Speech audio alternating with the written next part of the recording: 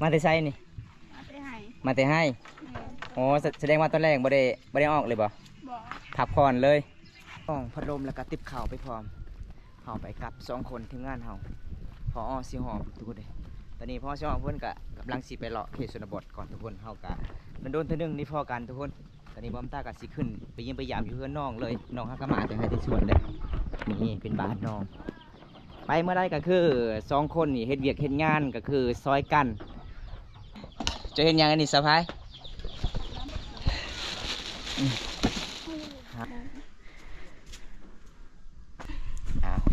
เป็นจะได้บาทนี้จะว่าการหอนบ่มีพัดลมห้องนอนเจ้าเด้ตอนนี้พัดลมได้เลยเนาะตอนนี้เนาะดีใจบ่เนาะดีใจดีใจจากเปอร์เซ็นต์100%เลย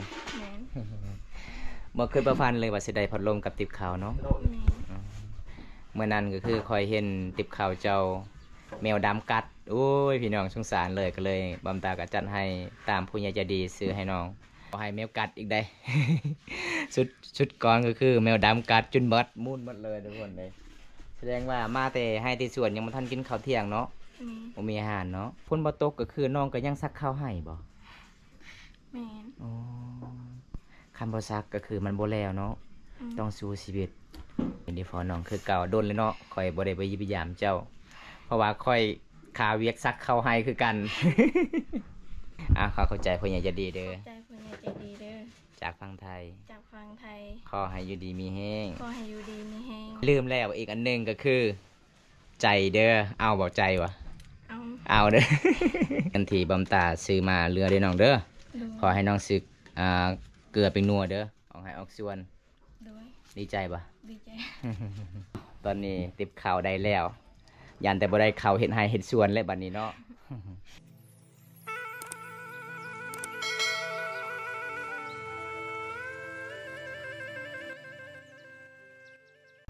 ทัศสวัสดีทุกคนสวัสดีบรรยากาศยามตอนเช้าทุกคนมื้อนี้บอมตากะเดินทางขึ้นหมู่บ้านตะลีหมู่บ้านสิพี่น้องหมู่บ้านที่บ่มีสัญญาณโทรศัพท์มื้อนี้เฮาไปกับพอสีหอมพี่น้องเอ้ยไปกับไอ้ใหญ่เพิ่นสิพาไอ้ใหญ่เพิ่นไปเที่ยวหมู่บ้านปีนภูเขาทุกคนเพราะว่าเส้นทางมันก็ช่วงนี้ก็การไปมากก็สบายอยู่พี่น้องเพราะว่าสะพานไม่ไล่ข้ามเซละน้องก็ยังอยู่ทุกคนอีกยังเดือนนึงก็สิบ่ได้เห็นเลยพี่น้องเดี๋ยวบอมตาก็อัปเดตให้สินะครับชมเลยทุกคน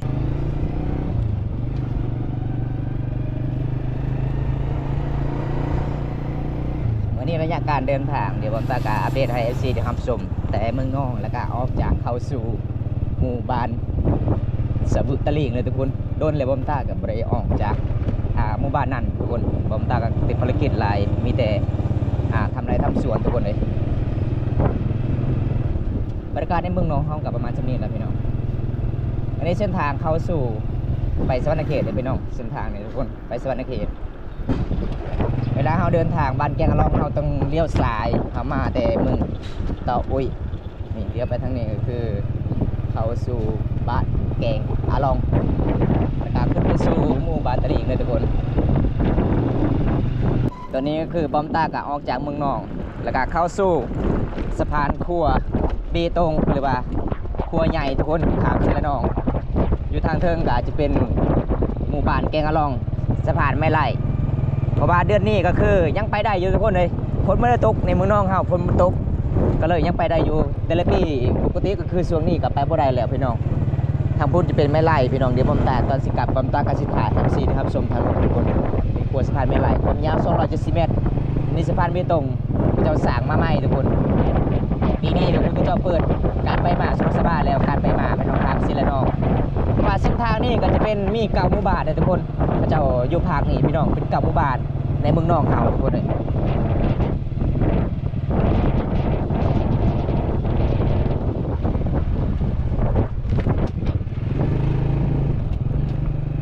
เส้นทางก็งามเลยการไปมา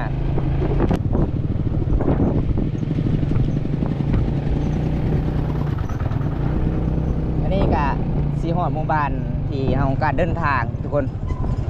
มันจะเป็นผู้ล้วนๆเลยเขตนี้พี่น้องเป็นหมู่บ้านนอกจากตัวเมืองก็คือเฮาการเดินทางมันก็จะเป็นภูผาป่าดงที่สวยสดงดงามเลยทุกคน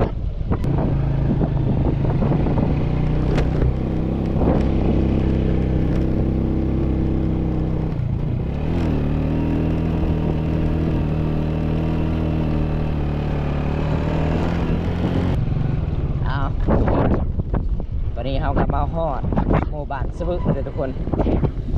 หมู่บ้านที่เฮากะเดินทางทุกคนเลยตอนนี้ไปพยายามทำงานก่อนเบอร์บาวงวันชิวหรือบอกวันนี้เงียบเลยสุดทุกคนเวลาเจ้ากะออกให้ออกส่วนหลายเลยเวลาเจ้ากับบอกว่าอยู่บ้านช่วงนี้สักเขาให้ปลูกเขาตามภูเขาตามบนดอยน้องชีวิตบ้านน้องมะนาว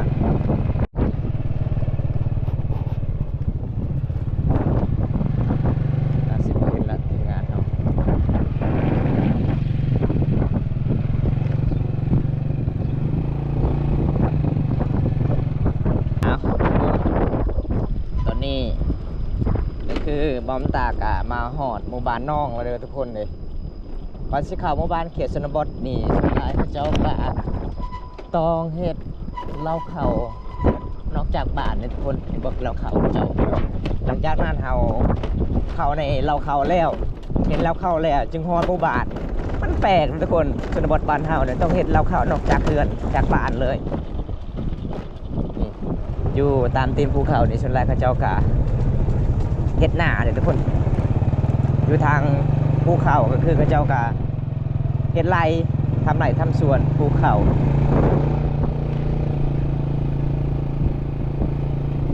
ช่วงนี้ส่วนลายชนบทบ้านเฮานี่บ่ค่อยอยู่บ้านเลยทุกคนมันก็สิเงียบๆเลยส่วนลายก็เจ้าภูเขาล่ะอยู่ตามภูเขาเฮ็ดไร่เฮ็ดสวนดำรงชีวิตบ้านนอกบ้านนาบ้านเฮา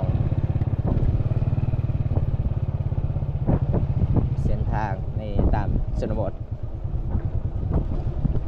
มานี่สุดได้พอแล้วพอหน่อยทุกคนเลย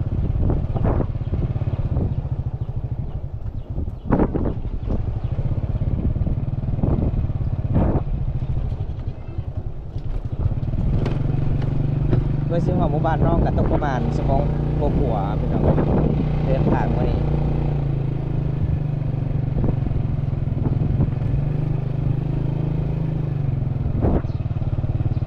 เลยบ่มีฮอตสาบานเลย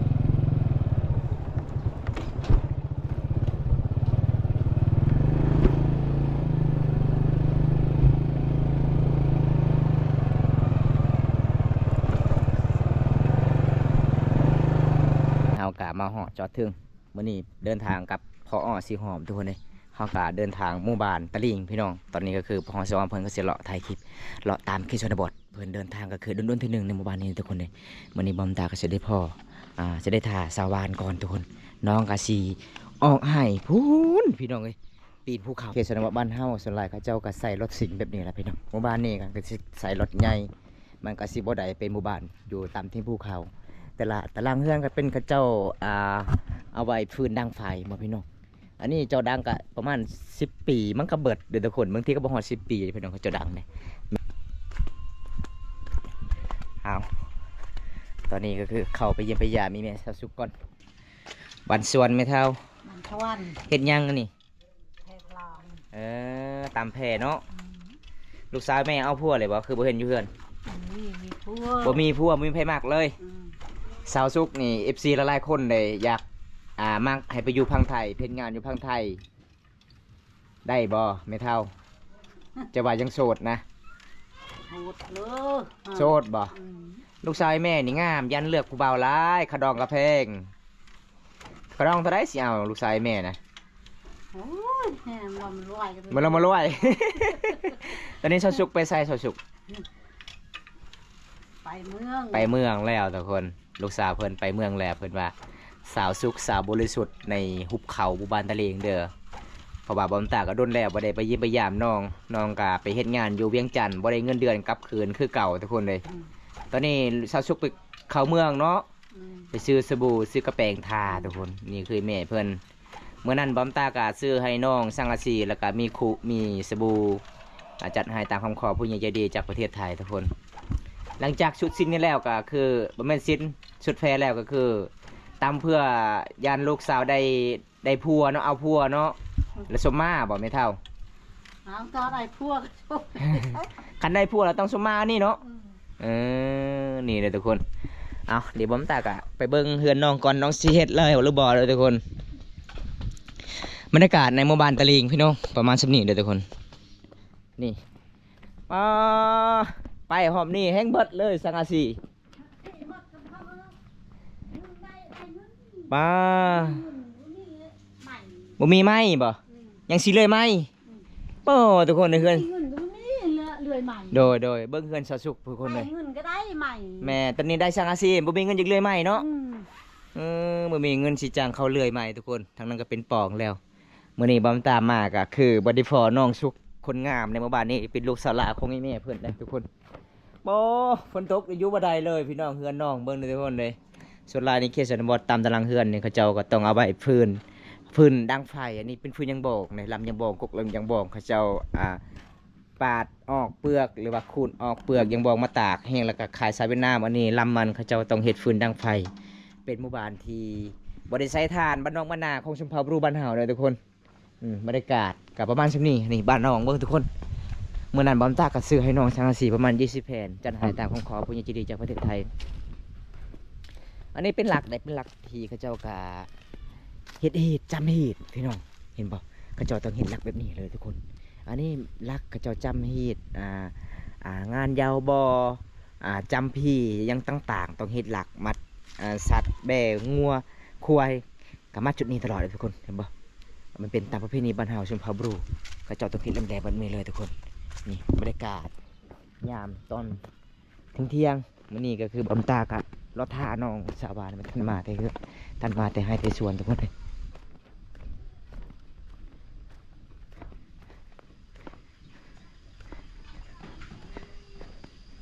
ป้าผู้สาวงามมาเที่ยวบ่น้อง มาแต่ไซนี่มาแต่ให้อ๋อแสดงว่าตอนแรกบ่ได้ออกเลยบ่พักผ่อนเลยไม่ยังคือมาแต่ให้คือมีกระเป๋าเงินนะ ไปทุกคนตอนนี้ก็คือบำตาการได้เสด็จพอน้องแล้วแล้วก็มาสพันบุญให้ผู้ใหญ่ใจดีจากประเทศไทยทุกคนเขาก็ซื้อให้น้องพัดลมแล้วก็ติบข่าวไปพร้อมเขาไปกับ2 คนทีมงานเขาพอสิหอมทุกคนเลยตอนนี้พ่อสิหอมเพื่อนก็กำลังสิไปเลาะเขตชนบทก่อนทุกคนเขาก็มันโดนเท่านึงนี่พอกันทุกคนตอนนี้บอมตากับสิขึ้นไปยิงไปยามอยู่เพื่อนน้องเลยน้องฮักกะมาแต่ให้ที่สวนเลยนี่เป็นบ้านน้องไปเมื่อใดก็คือ2 คนนี่เฮ็ดเวียกเฮ็ดงานก็คือซอยกันไปเมื่อใดสาวานนี่10 โมงมิติกลับอย่างเดียวเนาะเจ้าเนาะ จะเห็นยังไงนี่สะพายโอ้ยหนักไอ้ลิเอาแล้วไหมน้องเอาทุกคนเลยตอนนี้ก็คือบ้อมตากะไปมอบน้องแล้วสวัสดีคนงามเห็นยังไงสิอาบน้ำบ่สินุ่งเสื้ออีกป้ากัดหอนวันนี้ก็ยังใส่เสื้อหน้านี่น้องมาที่ให้ที่ส่วนน้องก็คือแล้วแม่นผู้ใดไปเอาน้องอีพ่อบ่อีพ่อเจ้าบ่อีพ่อเจ้าว่าจึงได้ผู้บ่าวมาหา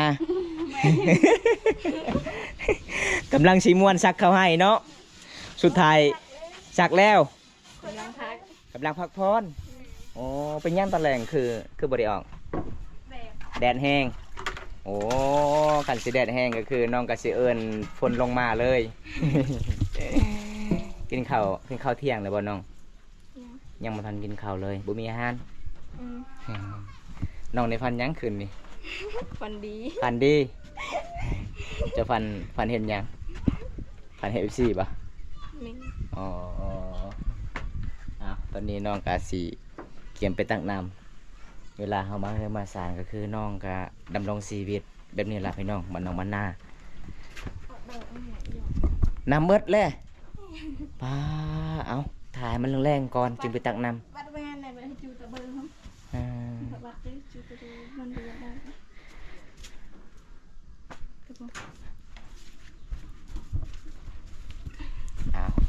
เป็นจะได้บาทนี้จะว่าการหอนบ่มีพัดลมห้องนอนเจ้าเด้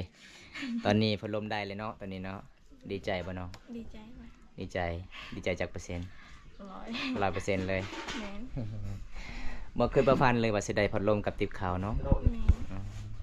เมื่อนั้นก็คือคอยเห็นติบข่าวเจ้าแมวดำกัดโอ้ยพี่น้องสงสารเลยก็เลยบำตาก็จัดให้ตามผู้ใหญ่ใจดีซื้อให้น้อง2 ติบแล้วพี่น้องแล้วก็พัดลมแล้วก็สมมุติว่า น้องได้ติบเขาแล้วก็คือเสียไปดีเด้อติบเขาเด้อบ่ให้แมวกัดอีกได้ ชุดก่อนก็คือแมวดำกัดจนเบิดมุ่นหมดเลยทุกคนเลยแสดงว่ามาแต่ให้ที่สวนยังบ่ทันกินข้าวเที่ยงเนาะบ่มีอาหารเนาะอ๋ออยู่ไสปักเสียบเจ้าจะลองเบิ่งพัดลมน้องเป็นจังไดมันใช้งานหรือบ่ ตอนบอมตาซื้อมาแต่เมืองก็คือใช้งานได้อยู่ย่ามมันตายอยู่ข้างทางนี่น้องเอ้ย มันบ่ตาย บ่ตายอยู่บ่อืมเอาพี่น้องมื้อนี้ก็คือบอมตาก็ไปกับทีมงานเฮา2คนพอสิหอมก็คือเฮากับไปสะพานบุญผู้ใหญ่ใจดีจากประเทศไทยมื้อนี้บอมตาก็ดีใจหลายพี่น้องซอยน้องเล็กๆน้อยๆล่ะก็คือตอนนี้เฮามา2คนเดินทางมาไกลเลยทุกคนเลยฝนฟ้าอากาศมันก็สิแดดแน่ในเมืองน้องเฮาฝนก็บ่ตกหลายมื้อหลายวันแล้วฝนบ่ตกก็คือน้องก็ยังซักข้าวให้บ่ แม่น อ๋อคันบ่ซักก็คือมันบ่แล้วเนาะต้องสู้ชีวิตเวลาซักข้าวให้นี่ว่ามันจักคนเนาะ 3 คน 3 คนนักสาวแล้วก็สาวพายแล้วก็เจ้าอ๋อเอาพี่น้องเอ้ยมื้อนี้ดิฟอน้องคือเก่าโดนเลยเนาะข่อยบ่ได้ไปยิบยามเจ้าเพราะว่าข่อยขาเวียกซักข้าวให้คือกัน ผู้ใดก็มีแต่ขาเวียกหลายเด้อทุกคนเลย เข้าใจพ่อใหญ่จะดีเด้อ ใจคนใหญ่ใจดีเด้อ จากฝั่งไทย จากฟังไทย ขอให้อยู่ดีมีแห้ง ขอให้อยู่ดีมีแฮง ขอให้ร่ำให้รวยเด้อ ขอให้ร่ำให้รวยเด้อ ขอให้อายุมันคนยืน ขอให้อายุมันคนยืน นี่ดีใจสุดๆเลยเนาะ แม่น อ๋อแสดงว่าหลังจากได้พัดลมแล้วเวลานอนก็ชุกสบายวันนี้เย็น เอาไอายลืมแล้วอีกอันหนึงก็คือ ใจเด้อ เอาบอกใจวะ เอาเด้อ เอาทุกคนหลังจากบอมตาซื้อมาให้น้องเงินที่เหลือติดเข้าแล้วก็สังกะสีบอมตากะสีไปมอบน้องเลยเด้อทุกคนเลย เงินไอฮักเพิ่นฝากมาจากประเทศไทย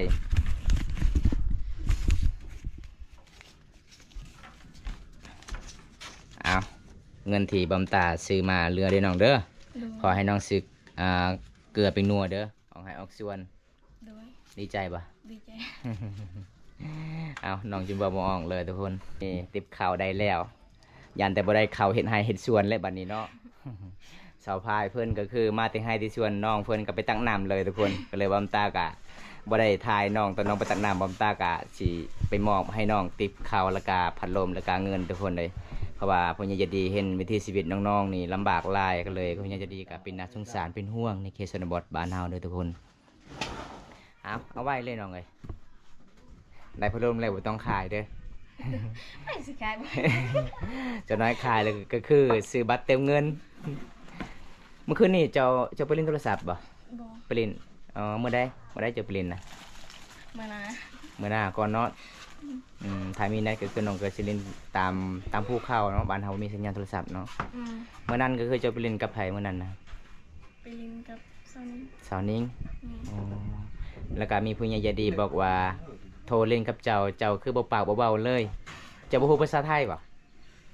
ฮะหรือว่าจังได แม่นค่ะบ่ฮู้ บ่ฮู้เลย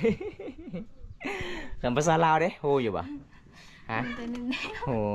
ฮู้บ่หลายเนาะ แม่น เอาทุกคนตอนนี้ให้น้องกะสิเอาไว้ติบข้าวแล้วก็เงินเอาไว้เลยน้องติบข้าวบัดนี้ก็สิได้ข้าวสิได้ใส่ข้าวหลายๆโลดมื้อหน้าพอดี FC มายิ้มมายาม อันนี้คือเอื้อยเด้อทุกคนเลยดิกี้อันนี้เป็นน้องผู้นี้เป็นเอื้อยแต่ผู้นี้ใหญ่กว่าเอื้อยสุดท้ายอันนี้เขาเปลี่ยนอีกอันนี้เป็นเอื้อยอีกทุกคนนี่เป็นน้องอีกเด้อพี่น้องเอ้ยป้าหน้าสาวฮักกะมาเนาะเพิ่นย่างก็คือเพิ่นไปสาทุกคนเลยน้องมาก่อนน้องก็ขี่รถมาก็คือพ่อของสาวฝ่ายเพิ่นมารับเพราะว่าน้องๆก็คือดำรงชีวิตเฮ็ดให้เฮ็ดสวนปลูกข้าวตามภูเขาบ้านหนองบ้านนาชุมเผาบรูมังกรบ้านเฮาอันนี้เป็นชาวลาวหมู่บ้านตะลิงเด้อทุกคนหมู่บ้านอยู่กับตีนภูเขาหมู่บ้านที่มีสัญญาณโทรศัพท์เวลาเฮาไปเยี่ยมไปยามติดต่อน้องมันยากหลายเลยทุกคนเลยติดต่อบ่ได้เลยพี่น้องเคยแล้วก็สบายช่วงเวลาว่างๆเนี่ยไปแล้วอาบน้ำแล้วไปกลางคืนบ่ตอนแรกมาไปอ๋อก็จะไปลินเฟซลินไลน์อยู่บนที่นี่จุดหนึ่งที่มีสัญญาณนี้ในหมู่บ้านนะแต่ละคนหลายคนเต็มอยู่บนเก่าเลยบ่บนเดียวเลยเนาะ สองไอ้น้องมาสักให้นะสาวยังซื้อในเลิกตัวเอง ผู้นี้เอื้อยตะกี้ อ๋อ ผู้นี้เป็นน้องแต่ผู้นี้ใหญ่กว่าเขาเอิ้นเอื้อยอีก โอ้เนี่ยนะ อันนี้ลูกผู้นี้ อันนี้พ่อแม่บ่มีเลย เนี่ยนะ เขาอยู่นำน้าสาว โอ้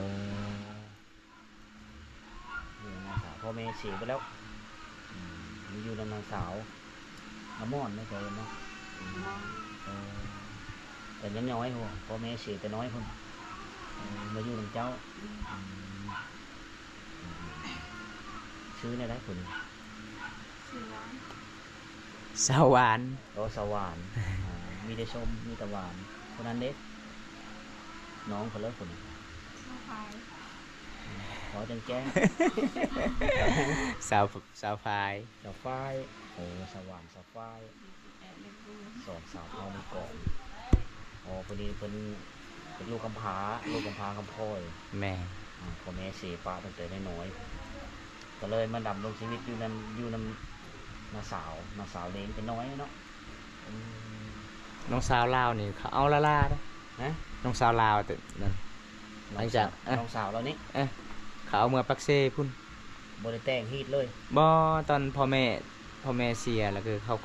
เอาละล่าเลยบ่ได้ซื้อบ่ได้ขาย เอาไปแต่ตอนน้อยๆเลย อืม โอ้เอาไปเลี้ยง เอาไปเลี้ยงเดี๋ ติ ยวนี้ ดต่อหากันอยู่บ่ บ่ได้เลย ติดต่อหาบ่ได้เลย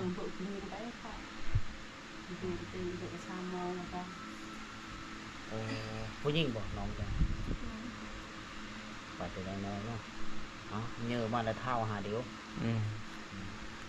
ถ้าติดต่อได้จะไข่หรอพอได้เบิ่งหน้ากันว่าจักอยู่ซิเลยน้องเนาะ แม่น เอาไปปักเซ่เขาขอไปเลี้ยงที่ปักเซ่อยู่ไกลไก่ได้คือชีติดต่อหาผู้เลี้ยงเงินยังไม่ได้ครับเนาะมีข้อมูลมีสองทางติดต่อหา บ่มี เริ่มเบิ่งอยู่แถวปักเซ่เด้อถ้าเลยเอาลูกน้อยๆไปเลี้ยงอยู่ที่บ้านตลิ่งเมืองนองของสวรรณเขตเราอยู่ที่นะมีน้องกันมีเจ้าคนมีแต่2 คน3คนนึงเอาผัวบอก ผู้ชาย จะผู้ชายบอกคน เราเป็นเอ้ยกก โอ้จะเป็นเอ้ยกกน้องผู้ชายก็มาอยู่นำกันอยู่นี่ อยู่นี้ แสดงว่าน้องลาฮันเขาเจ้าไปเลี้ยง แม่ หักจากกันไประวังเลยน้องเขานั่นเลยจะพี่น้องลาอยู่แล้วมันไปละเขาเจ้าเอาไปเลี้ยงเขาเจ้าขอไปเลี้ยงไม่ได้ซื้อไม่ได้ขายขอไปเลี้ยงซื้อหลังจากพ่อแม่ตายป้าแล้วก็พี่น้องโมเมนต์พี่น้องเนาะเอาไปเลี้ยงเนาะ แต่ก้อนถึงกันเนี่ยแต่ก้อนเหรอโอ้แม่ เขามาเห็นแล้วเขาขอ อาหารจะอ้ายกันหนึ่งคืนอาหาร อืม อาหารทุกวันต้องส่งเรา อืม ไปบ้านกันนะไปเนี่ยไปหนักได้ไงอาหารราคาย่าดีมากติดคนก็เป็นไปนักเอาอีก กล้วยแพทย์เอ็ด